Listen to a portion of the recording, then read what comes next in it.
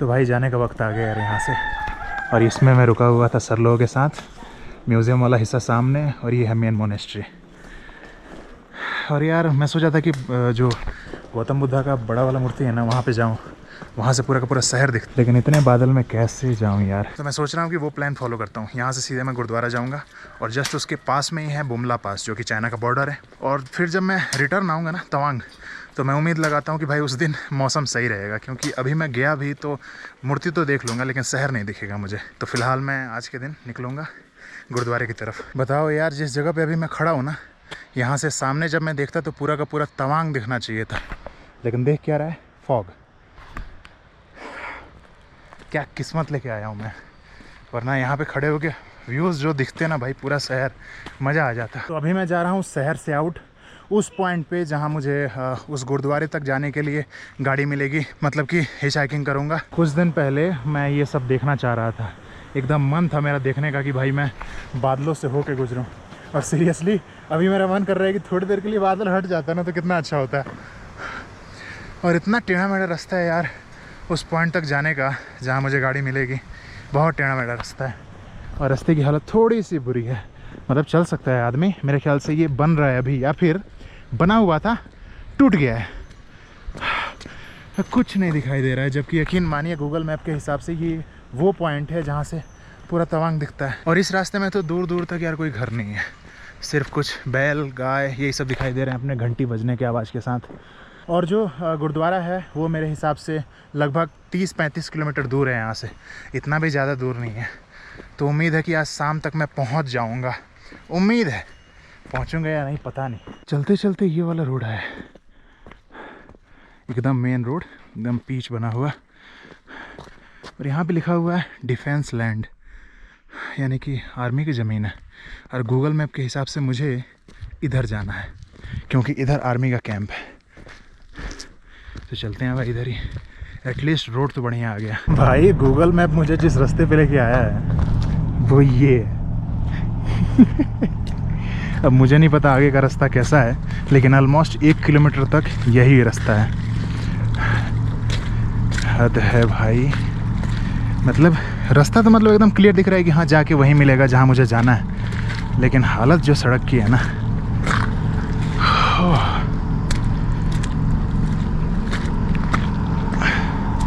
अब थोड़ा ठीक लग रहा है। हाँ, 1 किलोमीटर तक इसी रास्ते पे चलने के बाद मैं उस मेन रोड से कनेक्ट हो पाऊँगा। गूगल मैप की बात मानो ना तो ऐसे ऐसे ही रास्ते मिलते हैं। और ऐसा इसलिए है क्योंकि यहाँ पर आसपास में एक फैक्ट्री है पत्थर तोड़ने वाला, तो उसी के चलते शायद ऐसा है। उम्मीद है कि ऊपर ऐसा रास्ता ना हो, उम्मीद तो भाई यही लगा रहा हूँ।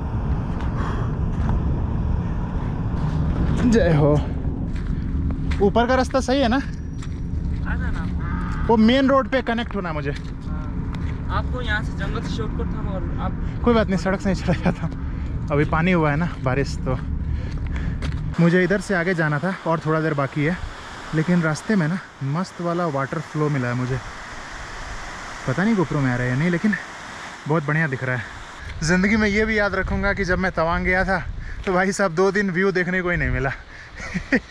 और इतने सारे फॉग में चला था मैं। और ऑलमोस्ट मुझे लगता है कि 4 से 5 किलोमीटर चलने के बाद ही मुझे वो पॉइंट मिलेगा, मतलब मोनेस्ट्री से। अभी तो थोड़ा सा बाकी है, लेकिन मोनेस्ट्री से वो वाला पॉइंट ऑलमोस्ट 4 से 5 किलोमीटर है। इतना तो चल लिया हूँ अब तक। मेन रोड वाला सड़क कहाँ है? उधर। ये जितने भी सड़क है ना उसके जस्ट बगल में ही बहुत सारे पिकनिक पॉइंट है, रास्ते में मैंने देखा। और हर पिकनिक पॉइंट पे ये ज़रूर दिखेगा, ट्रेस।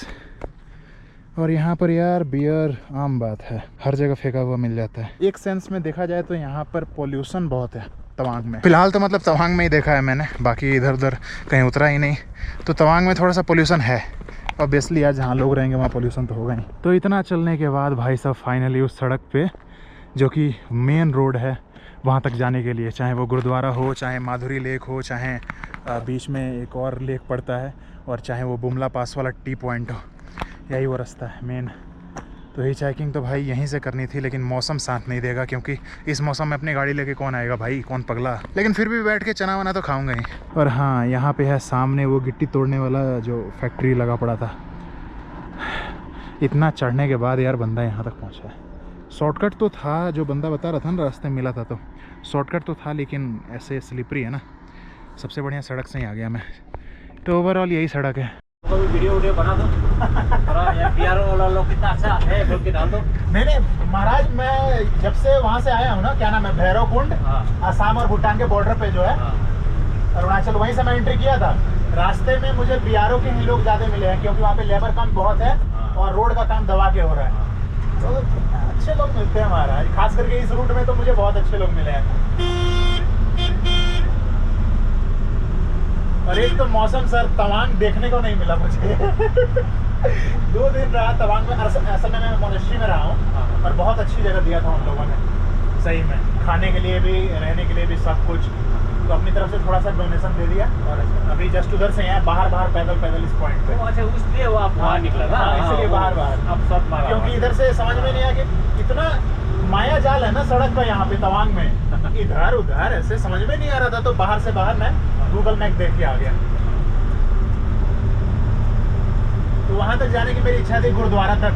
अब फिर वहाँ पे देखूंगा कि क्या सीन हो रहा है क्या नहीं, क्योंकि एकदम गोल है ना। यहाँ से जाओ, गुरुद्वारा पहुँचो, गुरुद्वारा से बाहर जो सीमी तांग है, जो आखिरी गांव है यहाँ का, फिर वहाँ से रिटर्न आ जाओ तवांग। अच्छा, अब वो जीवित धाम भी जाएगा? सोच रहा हूँ, क्योंकि आखिरी गांव है ना। क्योंकि यहाँ तक पहुँच गया तो वहाँ तक ना जाओ तो कोई फ़ायदा नहीं है यार। यहाँ से टेम्परेचर बहुत ही ज़्यादा ड्रॉप हो गया है। ये जो लिफ्ट था वो ऑलमोस्ट 4-5 किलोमीटर के लिए था, लेकिन कोई बात नहीं है, टेम्परेचर बहुत ज़्यादा ड्रॉप हो गया यार। और तो ये एक मौसम ने परेशान कर दिया पूरा मुझे। और हाँ, एक चीज़ मुझे बताया गया कि थोड़ा देर आगे चलने पर ना नेटवर्क गायब हो जाएगा। तो क्या करूं, बड़ा परेशानी हो गया यार। यहाँ के बाद नेटवर्क मिलेगा ही नहीं, और मैं कितने दिन बाहर रहने वाला हूँ ये भी मुझे नहीं पता। और ऐसी सिचुएशन में हिच हाइकिंग भी ना एकदम इम्पॉसिबल है ऑलमोस्ट, क्योंकि दूर का दिखता नहीं है और पास में हाथ दो तब तक गाड़ी निकल जाती है। क्या बोलूँ मैं, मुझे नहीं पता था ये हाल होगा यार, इतना ऊपर भी। बहुत बुरा सिचुएशन है भाई तवांग में। अभी तक नहीं छटा है, जबकि 12:30 हो रहा है।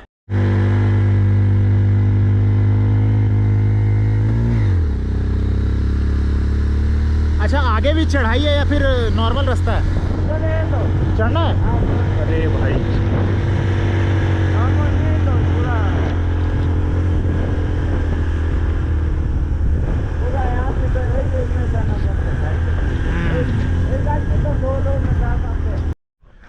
आप यकीन मानिए, अभी जिस जगह पे मैं हूँ ना, इसके जस्ट सामने एक बहुत बड़ी लेक है, बहुत बड़ी, और कुछ दिखाई नहीं दे रहा है। और मैं बाइक पे जो अभी लिफ्ट लिया था ना, मैं यहीं पे रुक गया, क्योंकि यहाँ पर पास में एक रेस्टोरेंट है, रिजॉर्ट जो भी। तो उम्मीद है कि वहाँ चाय वाय मिलेगा, क्योंकि मैं चाय पीना चाहता हूँ, क्योंकि हवा बहुत तेज़ बह रहा है ना इधर, ठंडा ठंडा। तो सामने ही है, बस वहाँ पे जाके चाय मिल रहा है मुझे, और फिर आगे का सोचूंगा कि क्या करना है क्या नहीं करना है। क्योंकि मौसम ने आज मेरी बजा दी है सच में। अगर मौसम क्लियर होता ना तो भाई बहुत इजी था गुरुद्वारा तक पहुंचना, क्योंकि गाड़ियां वाकई जाती हैं इस रूट में, लेकिन नहीं मौसम। और यहाँ पर टावर भी गायब हो गया अलग ही झोल है यार, बट कोई बात नहीं। एक छोटा सा रिजॉर्ट टाइप है। अब बताओ, इतना बड़ा झील दिखाई नहीं दे रहा है। हाँ भाई, रेस्टोरेंट ही है, और चाय का बोल दिया है मैंने।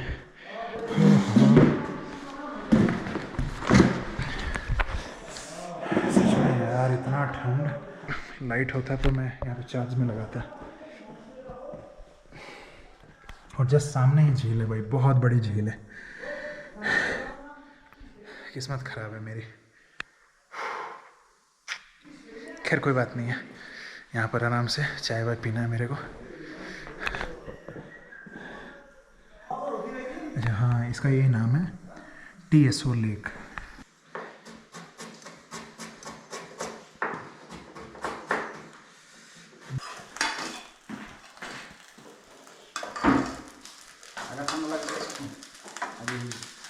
क्या कितने लोग रहते हैं यहाँ पे? बहुत लोग रहते हैं। मतलब सबका काम है ये मतलब रेस्टोरेंट चलाते हैं सब कोई।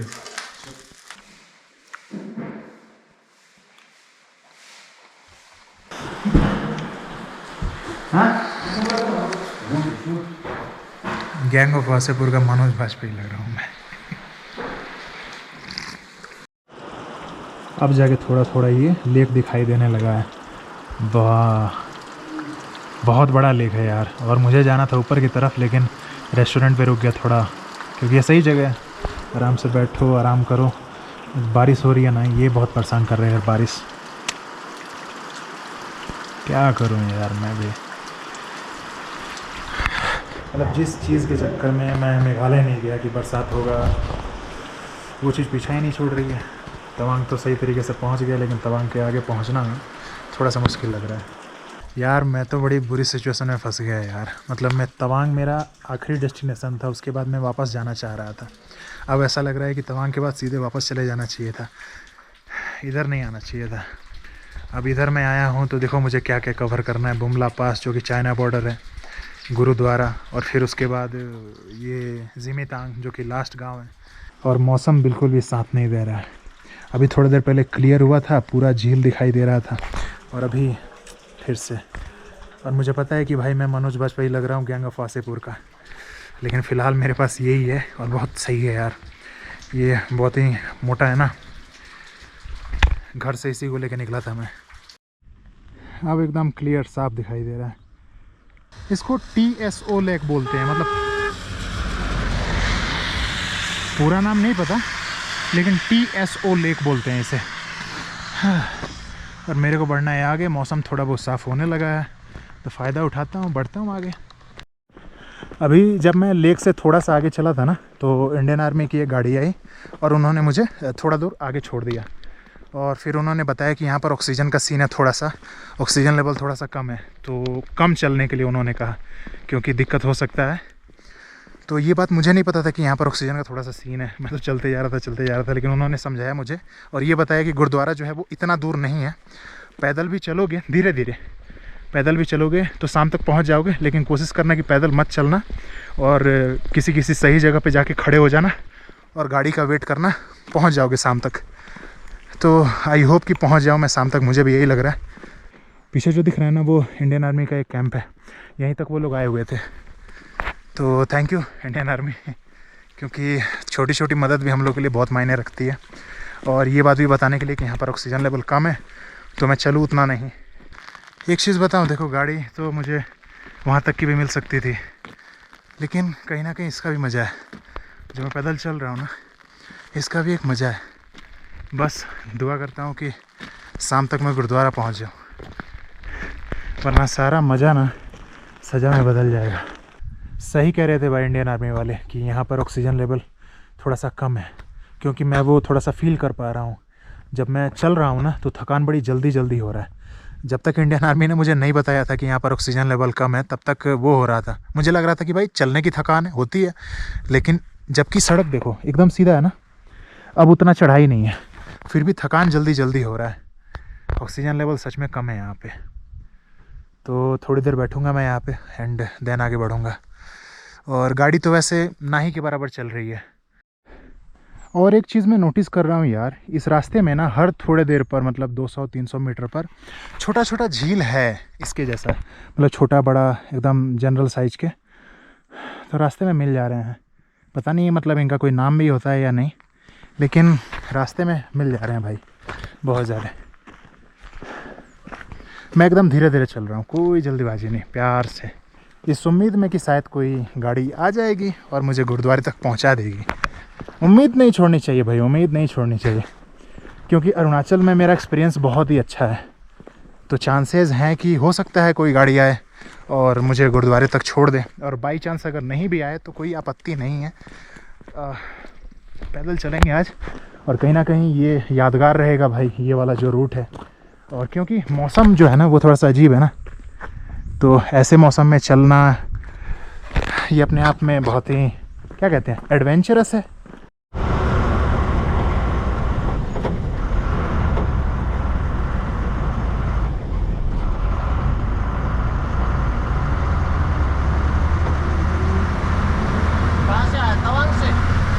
आज तो तवांग से आया था, नीचे वाले लेक तक।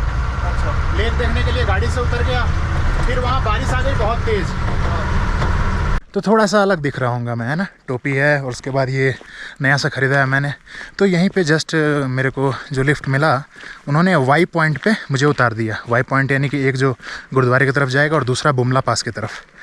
तो मैंने सोचा था यार कि रात में गुरुद्वारे में रुक जाऊँगा, बट यहाँ आने के बाद मुझे पता चला है कि इसका अल्टीट्यूड बहुत ज़्यादा है।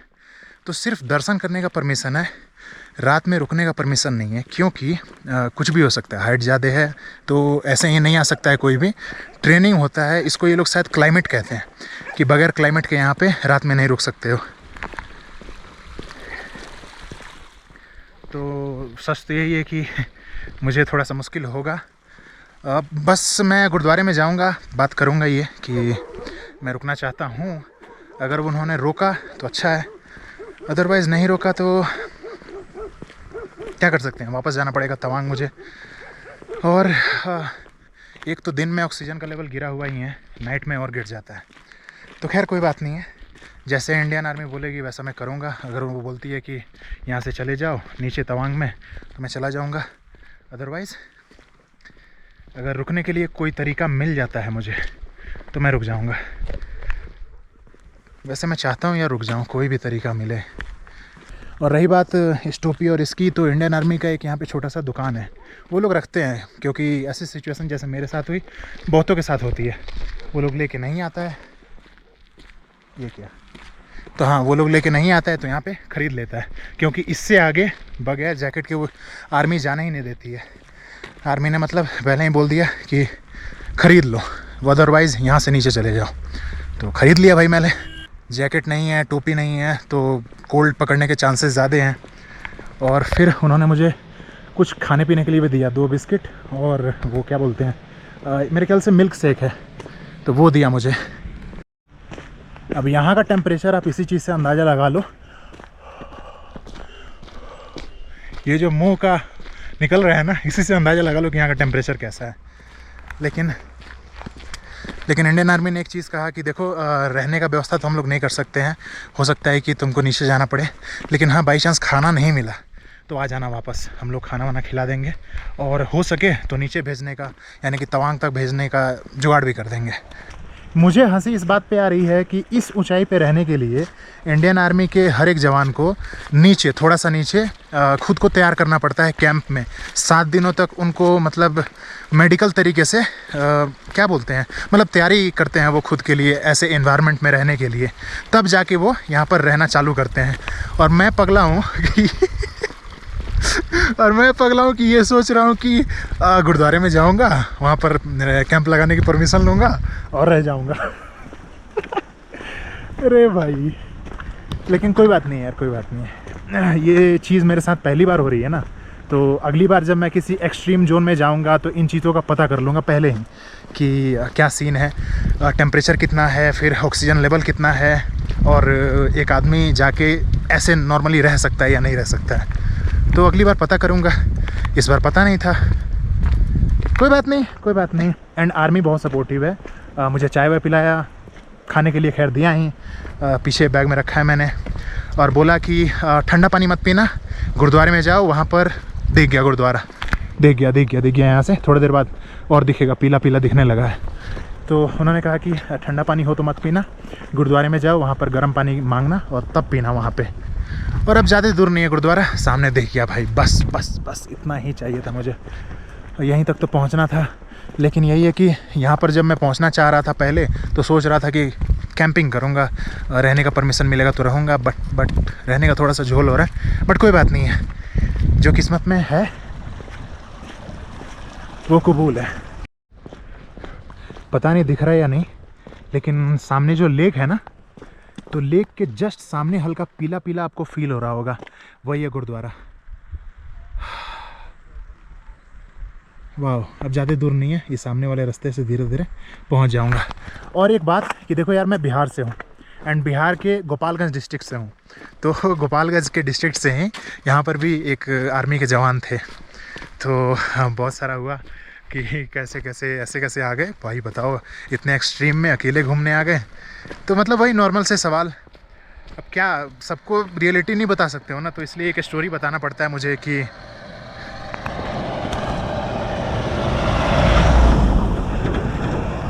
तो सबको मैं रिलेटेड नहीं बता सकता कि भाई मैं क्यों घूम रहा हूँ, तो इसीलिए मैं एक स्टोरी बता देता हूँ उन्हें कि सर मैं दोस्तों से पूछा था यहाँ इधर आने के लिए, लेकिन दोस्त आया ही नहीं, इसलिए मैं अकेले आ गया। तो ये कहानी थोड़ी सी मुझे बतानी पड़ती है। और बरसात चालू हो गई यार हल्का, और यहाँ पे यार छिपने के लिए कोई जगह भी नहीं है, तेज़ चालू हो गया। अरे बाप रे। ठीक है मैं कैमरा ऑफ करता हूँ और मेरे को जल्दी अब गुरुद्वारे में पहुँचना पड़ेगा, क्योंकि झिस्सी बढ़ गया। एकदम हार्ड बरसात नहीं होता है यहाँ पर, लेकिन हल्का वही फुहारा टाइप होता है।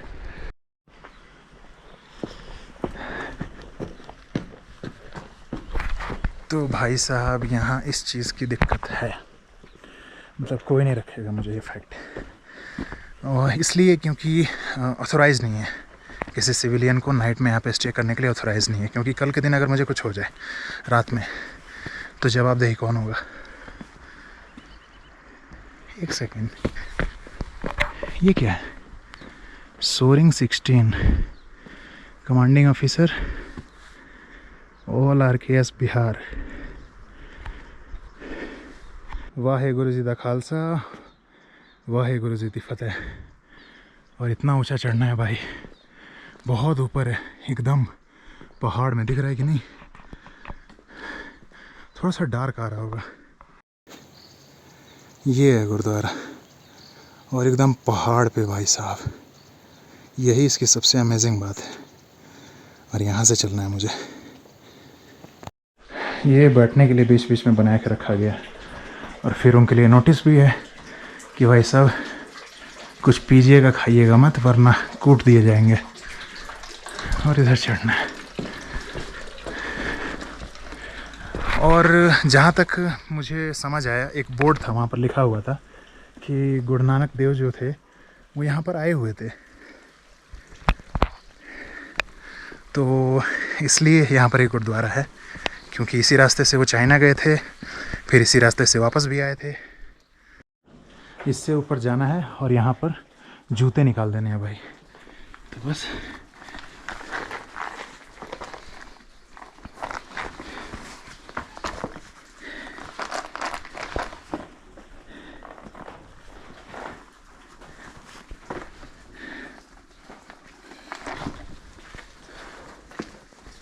कहाँ रखूँ? बाहर रख दो क्या? इधर से जगह है नहीं, चलो साइड में रख देते हैं। सही कह रहा हूँ, ये अपने आप में ना बहुत ही यूनिक गुरुद्वारा है भाई। वेस्ट अरुणाचल का सबसे लास्ट गुरुद्वारा, और सबसे खतरनाक भी।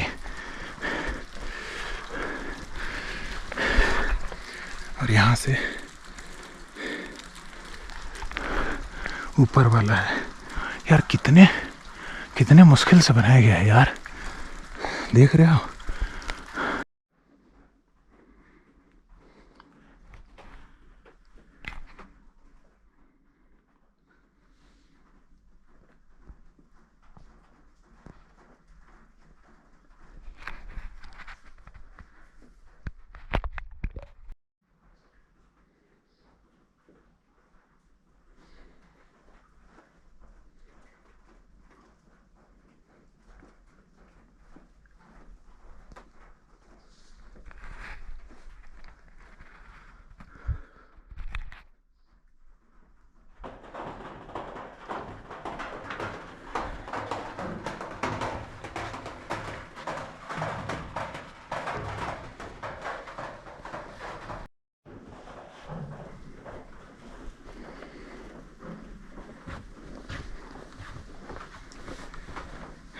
चलो भाई, वाहेगुरु जी दा खालसा वाहेगुरु जी दी फतेह।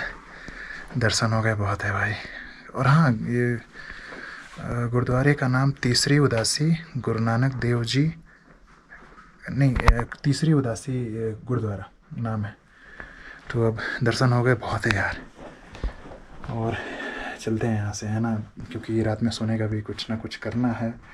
एक तो पंगा हो गया जो बगैर नॉलेज के में आ गया।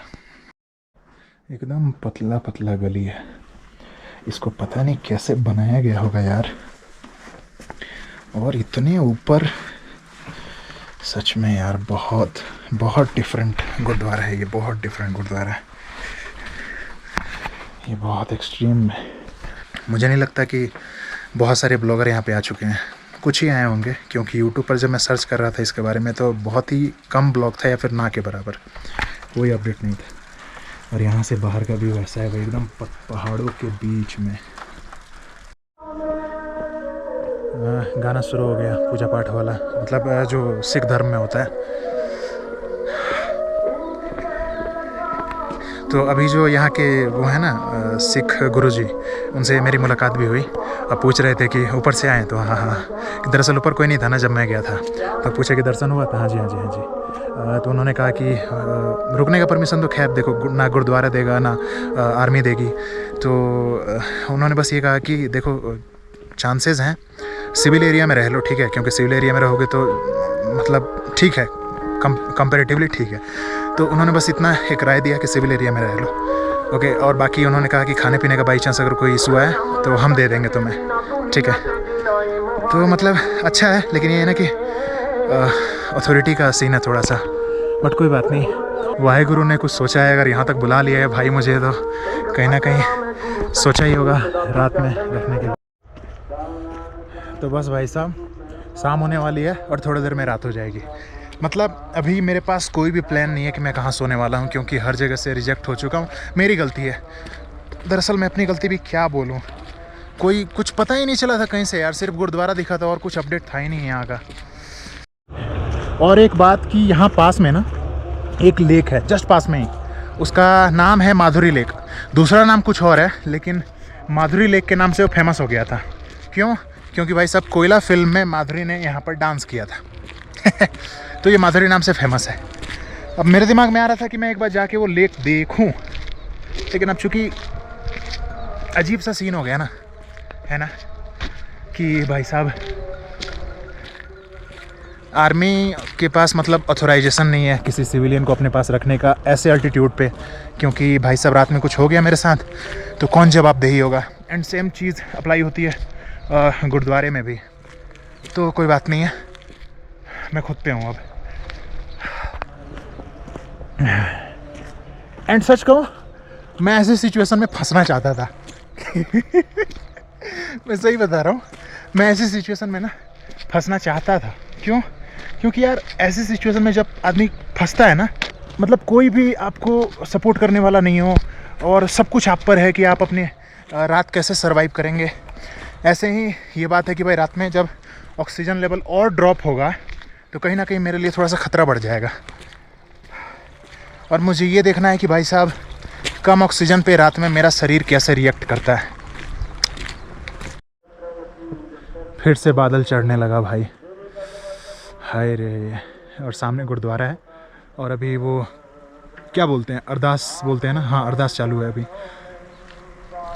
खैर मुझे इस रास्ते पे जाना है तो मेरे को हंसी आ रही है यार, ऐसे सिचुएशन में फंसा होना जिसका सॉल्यूशन होते हुए भी सॉल्यूशन नहीं है।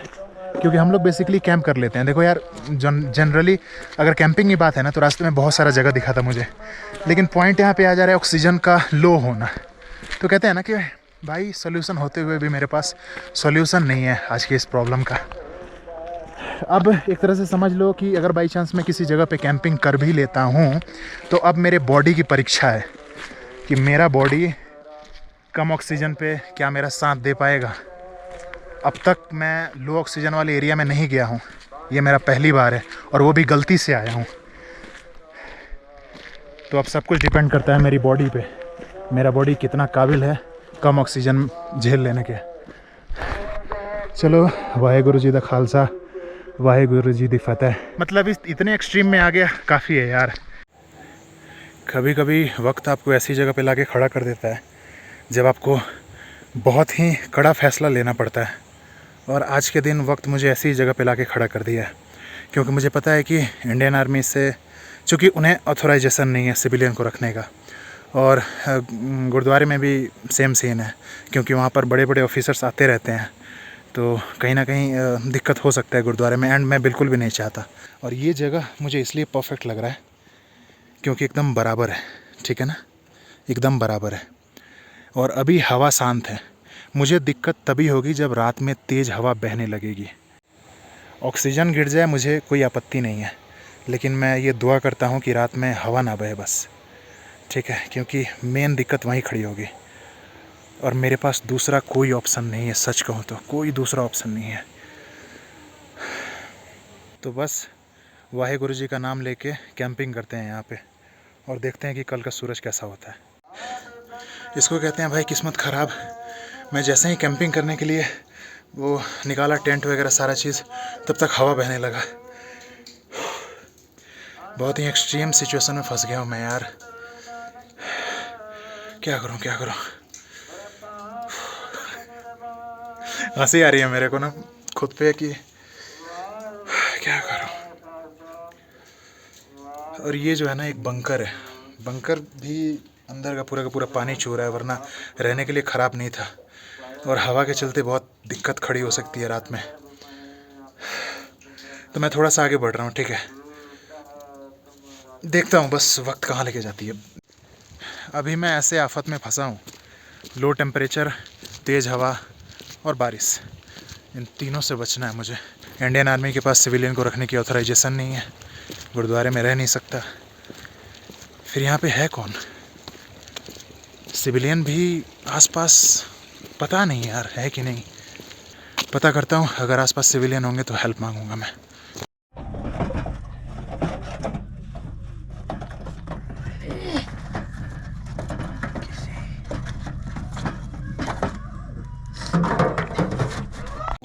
तो आगे की स्टोरी मैं बता देता हूँ। कैंपिंग फेल होने के बाद मैं थोड़ा सा आगे बढ़ा एंड ग्रिप वालों से मैंने थोड़ा सा सपोर्ट लिया। थोड़ा सा पूछताछ करने के बाद इजीली परमिशन मिला और अभी मैं उन्हीं लोगों के साथ हूँ। हाय सर, नाम बता दीजिए सर। आप सेम अच्छा, जैसे राहुल हम लोग में होता है, राहुल के कई राहुल होते हैं। आप संजय, आप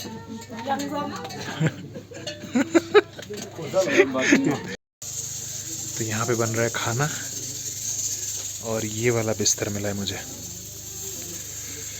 वैसे तो मुझे ज़्यादा वीडियो रिकॉर्डिंग करने की यहाँ पे परमिशन नहीं है, लेकिन थैंक यू ग्रिप BRO, क्योंकि भाई साहब अगर आज के दिन मुझे ये ना मिलता तो पता नहीं कैसी सिचुएशन में मैं होता। तो once again thank you so much BRO, Border Road Organisation and grip.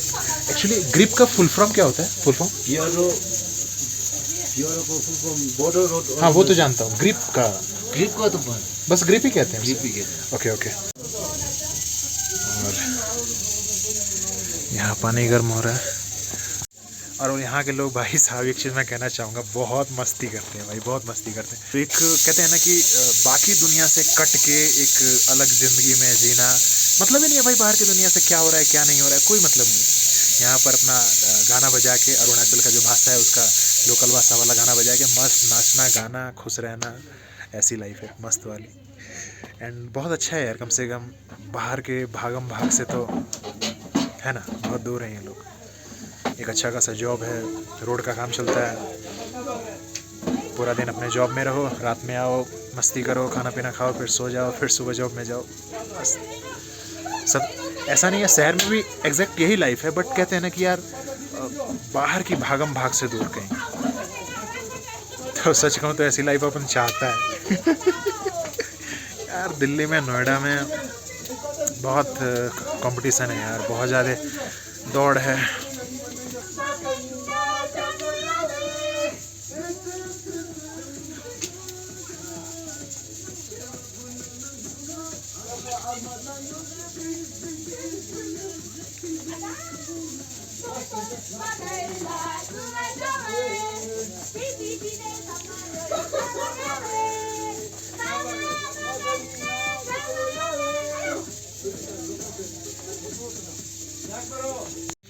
तो भाई एक ही चीज़ कहूँगा कि अच्छा हुआ कि जब मैं कैंपिंग करने वाला था तो तेज़ हवा बहने लगी, क्योंकि यहाँ पर आया और यहाँ पर सब कुछ है, सोने के लिए अच्छी जगह और गर्म पानी, आग। जस्ट मैं सामने ही बैठा हूँ, अभी सेक रहा हूँ, और बाकी सारे के सारे लोग अपना एंटरटेनमेंट करने के लिए गए हुए हैं, मतलब गाना बजाना ये सब होता है, पर डे होता है यहाँ पर, तो उसके लिए।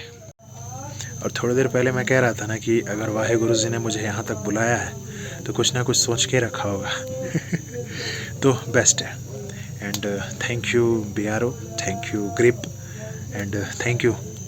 देखो लाइफ में ना एक्सपीरियंसेस बहुत ज़रूरी होते हैं। खैर जो भी हुआ सीरियसली बहुत अच्छा हुआ, क्योंकि जिस तरीके की हम सबकी ट्रैवलिंग होती है ना भाई, हमें खुद नहीं पता होता है कि आगे क्या होने वाला है, हमें कैसी जगह मिलेगी सोने के लिए, मिलेगी भी कि नहीं मिलेगी, कैंपिंग की जगह मिलेगी कि नहीं मिलेगी, कुछ पता नहीं होता है। बस हम ट्रैवलिंग करते जाते हैं। अच्छे एक्सपीरियंसेस भी होते हैं, बुरे एक्सपीरियंसेस भी होते हैं। अच्छे लोग मिलते हैं, बुरे बहुत कम मिलते हैं। मैं जब परमिशन लेने आया तो जाहिर सी बात है, मैं अननोन बंदा हूँ, तो बहुत सारे सवाल जवाब तो मुझसे होंगे कि कौन हो, कहाँ से आए हो। तो उन्होंने मेरा पासपोर्ट लिया, फिर आधार कार्ड ये अपने पास मतलब रख लिया, मेरी ILP भी अपने पास रख लिया, और फिर कल सुबह बोला कि जब जाओगे तो मैं दे दूँगा तुम्हें। बंदे भी सब मस्त हैं, यहाँ पर रोड का काम चलता है ना, तो बंदे भी सब एकदम मस्त हैं, बिंदास हैं। और वो लोग भी अपनी सारी चीज़ें मुझसे शेयर कर रहे थे कि बेंगलोर में रहे हैं, वहाँ पर पढ़ाई वढ़ाई करी है, तो जो रेसिज्म फेस किया उन्होंने वहाँ पर उसको बता रहे थे। तो ये यार एक बहुत ही बुरी चीज़ है हम लोगों के मेन लैंड में, जो हम लोग नहीं समझते हैं कि अरुणाचल भी हमारे देश का हिस्सा है, असम हमारे देश का हिस्सा है, मणिपुर, मेघालय, मिज़ोरम। जब इधर से स्पोर्ट में कोई बंदा आगे निकलता है, फिर क्या बोलते हैं हम लोग, देश का बेटा, देश की बेटी। तब तो हम ये बात नहीं कहते हैं कि नॉर्थ ईस्ट का बंदा है, हाँ? पूरे देश को लाते हैं ना उसमें। लेकिन जब इधर का बंदा मेन लैंड में जाता है तो उनके साथ डिस्क्रिमिनेशन होता है। वो बता रहे थे कि चिंकी, चाइनीज़, मोमोज़, ये सारी चीज़ें, ऐसे ऐसे वर्ड्स इस्तेमाल होते हैं उनके लिए। मैं क्या करूँ, मैं तो चुपचाप बस सुनता रहा, मैं क्या बोलता है यार। तो ये थोड़ी सी दिक्कत है, बट मैं इतना जानता हूँ कि देखो वक्त के साथ चीज़ों में सुधार आएगा, इतना मैं जानता हूँ। खैर बाकी कहानी मैं कल करूँगा। अभी मुझे मौका मिला था तो मैंने रिकॉर्ड कर लिया, क्योंकि आसपास कोई भी नहीं है। तो आज रात मैं यहीं पे एकदम सेफली, गर्म पानी, गर्म जगह, और ऑक्सीजन का भी कोई दिक्कत नहीं है। और पीछे गाना बहुत मस्त मस्त चल रहा है, सब कोई गाना गा के तोड़ेंगे दम मगर तेरा साथ ना छोड़ेंगे, ये दोस्ती हम नहीं तोड़ेंगे, तोड़ेंगे।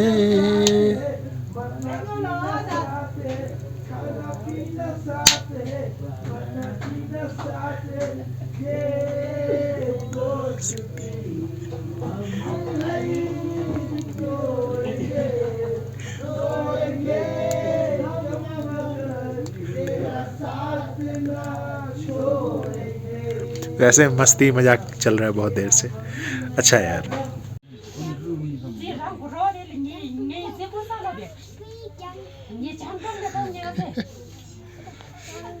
हाय।